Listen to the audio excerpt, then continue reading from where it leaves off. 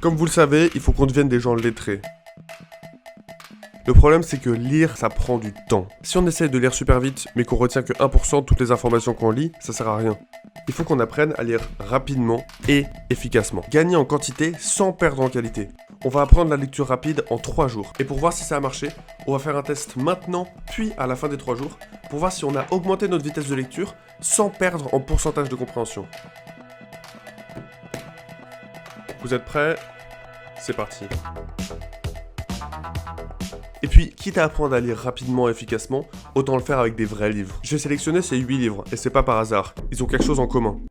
C'est 8 livres qui m'avaient l'air intéressants, alors j'ai décidé de les acheter ou de les emprunter, et je les ai tous commencés, mais à chaque fois je me suis arrêté au début du livre et j'ai pas eu la persévérance de les finir. Moi j'ai tout le temps ce problème, c'est que j'aime bien avoir la dopamine de découvrir quelque chose au début, que ce soit un livre, un film, mais en fait le plus dur, c'est de tenir sur le long terme. Bon on est prêt, c'est parti pour le test. Alors, on se retrouve pour ce petit test de lecture rapide qui va nous permettre de savoir un petit peu notre score. Donc il faut lire le texte et ensuite il faudra répondre à quelques questions de compréhension. Il faut le lire à la vitesse normale sans survoler pour vraiment avoir une bonne idée de d'habitude quand on lit à quelle vitesse on va. Top.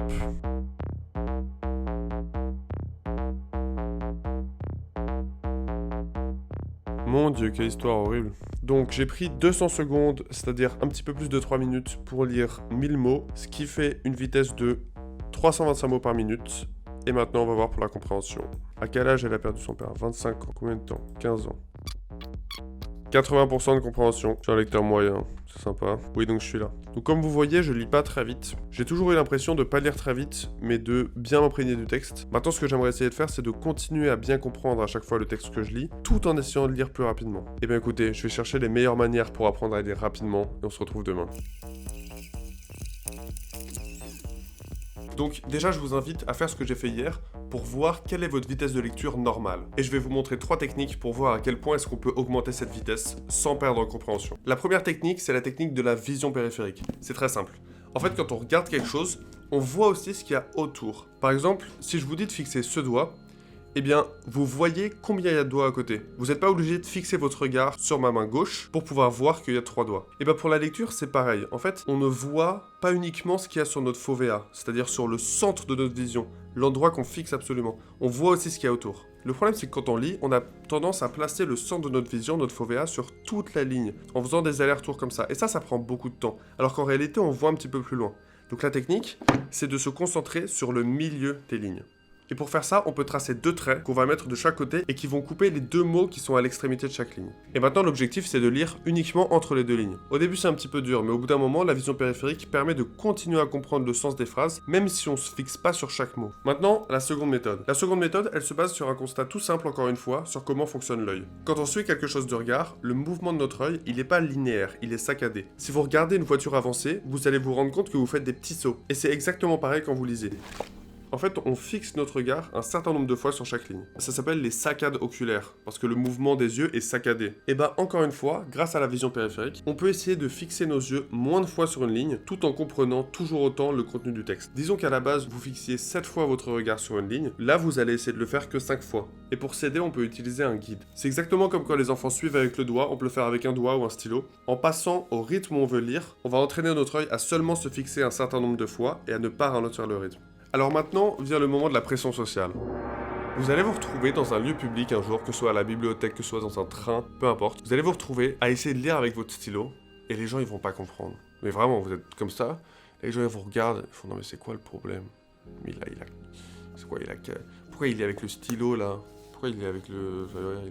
Il a pas 4 ans, c'est pas possible. Au début les gens ils vont se dire ça et puis au bout d'un moment ils vont vous regarder de plus près, ils vont se dire c'est bizarre, il lit au moins une page en 30 secondes, c'est vraiment bizarre comment il va vite. Est-ce qu'il comprend vraiment? Et là, ils vont comprendre. Ils vont comprendre que vous lisez 3 fois plus vite qu'eux. Vous ingurgitez 3 fois plus vite l'information qu'eux. Et ils vont comprendre l'intérêt. Et maintenant, la 3e technique. La 3e technique, je l'appelle la technique de l'excès de vitesse. Parce qu'elle est toute simple, c'est simplement de se forcer à lire un petit peu plus vite que sa vitesse de croisière. Encore une fois, et c'est là l'avantage, vous utilisez votre guide et vous allez un petit peu plus vite, juste 10% plus vite que d'habitude.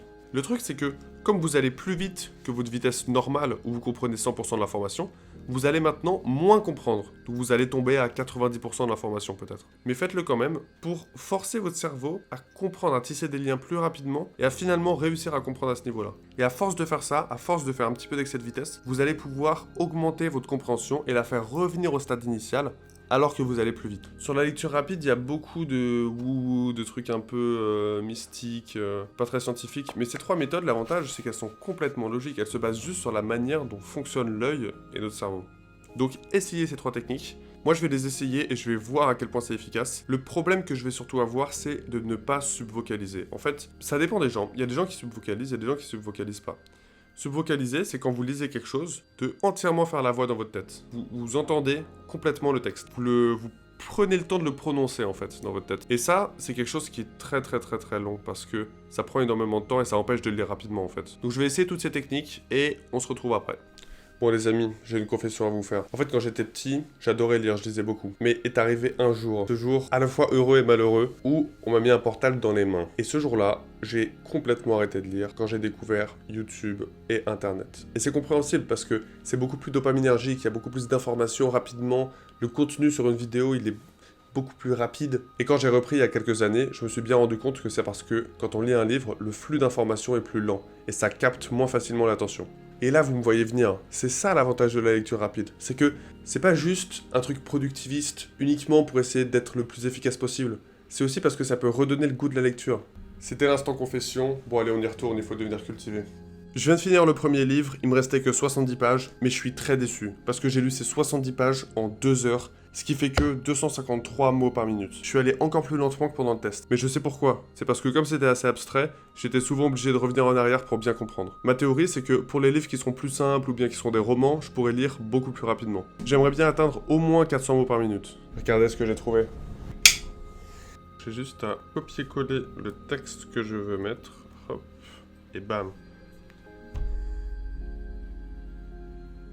C'est marrant parce que je suis vraiment autour de 250-300 mots par minute. Mais grâce à ça, même à 400 mots par minute, j'arrive à comprendre. Ensuite, il y a quand même pas mal de moments où je veux revenir en arrière, mais je peux pas. Comme je vous disais, j'ai décidé de passer à un roman. Sur celui-là, j'ai fait 210 pages en 321 minutes, ce qui fait un peu plus de 5 heures. Et je suis à 300 mots par minute. Donc c'est un petit peu mieux que les 250 de la dernière fois. Mais je m'attendais quand même à une meilleure amélioration. Ensuite, c'est un roman russe avec beaucoup de noms, avec beaucoup de syllabes, et avec 3 noms différents pour désigner la même personne. Mais je pense que si je prends autant de temps, c'est aussi parce que j'apprends et que ça me demande beaucoup d'énergie. Quand ça me demandera moins d'énergie, que je pourrai le faire plus facilement, ce sera beaucoup mieux. Aussi, un truc que je remarque, c'est qu'en fait, j'arrive, pendant que je fais la lecture rapide, à juste subvocaliser quelques mots. C'est-à-dire que quand je vais très vite, il y a juste quelques mots importants qui sont vraiment lus dans ma tête, et en fait, je comprends quand même le sens. Donc ça montre que je pense que si je continue comme ça, je pourrais peut-être ne plus du tout subvocaliser et continuer à comprendre. Maintenant, c'est encore un petit peu un roman compliqué. J'ai envie de voir à quel point est-ce que je peux aller vite sur quelque chose de plus simple. Donc j'ai téléchargé Sa Majesté des Mouches, légalement bien sûr, qui est quand même un roman plus simple avec des enfants, enfin c'est pas un roman pour enfants, mais c'est un roman sur des enfants qui se retrouvent tout seuls sur une île déserte et qui s'organisent, et c'est très cynique sur la manière dont les gens peuvent se trahir. Et cette fois j'ai pas d'excuses sur le fait que c'est trop compliqué ou que je dois rechercher des mots, donc je vais essayer de le lire vraiment le plus rapidement possible, tout en comprenant le sens, en y mettant toute mon énergie mentale. Voilà ce que donne la lecture rapide en concentration maximale sur un texte qui n'est pas trop compliqué. En 15 minutes, j'ai lu 6655 mots, ce qui fait 444 mots par minute. Je crois que c'est vraiment mon maximum pour l'instant, parce que j'étais complètement concentré, et c'est un roman plutôt simple, ça parlait d'histoire d'enfants, c'était pas Eric Newman de la dernière fois quoi. Maintenant on va refaire un test comme on avait fait au début, pour voir si mon pourcentage de compréhension il peut rester haut.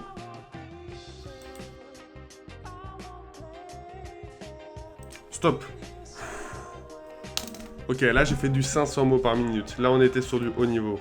82%. Et ben on est quasiment au même taux de compréhension que la dernière fois. C'est-à-dire quasiment 80%. Bon, c'est pas très précis parce qu'il y a que 11 questions, mais ça donne quand même une idée.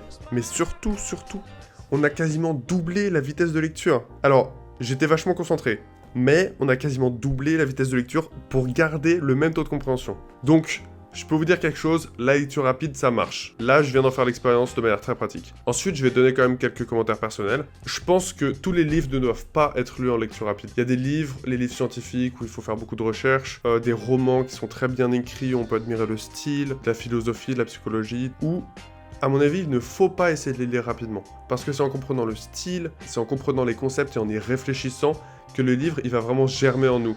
Et que ça va pas être juste des informations qui nous auront été transmises de manière complètement linéaire. Mais ce sera quelque chose qu'on se sera vraiment approprié, qu'on aura pris le temps de mûrir. Ensuite, il y a quand même des livres, par exemple, souvent des livres de développement personnel, qui peuvent être lus très rapidement. Parce que c'est juste des informations, en fait, linéaires, il n'y a pas beaucoup de style, c'est de la non-fiction. Et si vous cherchez dans un livre juste des techniques à appliquer, ou vous cherchez une information précise et que vous voulez lire en diagonale, là, ça peut être super utile. Maintenant, il faut devenir cultivé, donc je vais finir les 8 livres dont je vous ai parlé au début. Évidemment, j'ai pas pu finir les 8 en seulement 3 jours, mais je pense que je vous parlerai un petit peu de certains de ces livres dans les prochaines vidéos, parce qu'il y en a des vraiment super intéressants. Alors, je vous invite vraiment tous à tester ces méthodes de lecture rapide, et surtout, partage dans les commentaires le livre sur lequel tu as envie d'essayer, comme ça, s'il a l'air bien, bah, j'achète direct. Et si le projet vous a plu, n'hésitez pas à partager, à vous abonner et à mettre un petit like. Allez, ciao!